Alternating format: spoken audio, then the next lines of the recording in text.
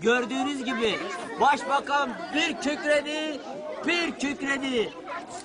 Yer gök başbakanın sesiyle inledi. Şimdi Palavra TV kısa bir reklamdan sonra tekrar sizinle. Alo! Alo Hacı! Ne Hacı? Çana kutkulu kutuktu. Ne keken peşim sosyal yardımlaşma yardımdan ha? Ya! Hacı! Hacı! Grastık ya piyatuk ya.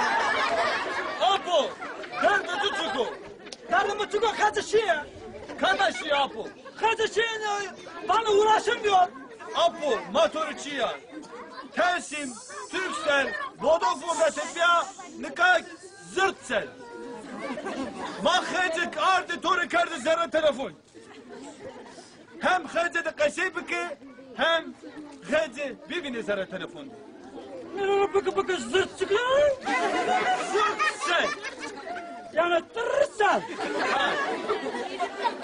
Hao. Ne kadar yani hacı tara asena.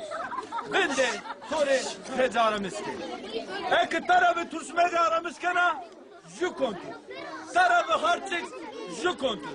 Tarafı geyik suyu, ju kontu.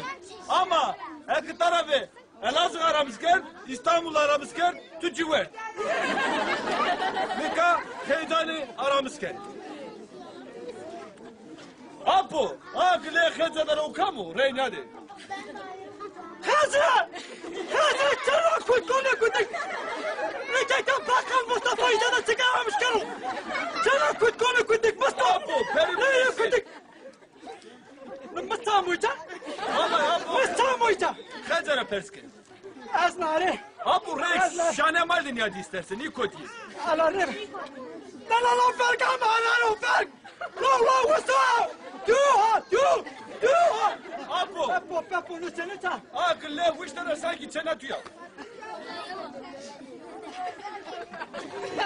Apo, Pepo sentano cosa chiamo. perimu bir de şey.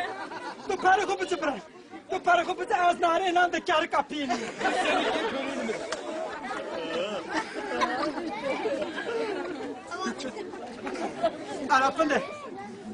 Arapında cina hem kötüra. Ayşe? Ne keke Ayşe o kamera tuttu. La Ayşe şu bana la.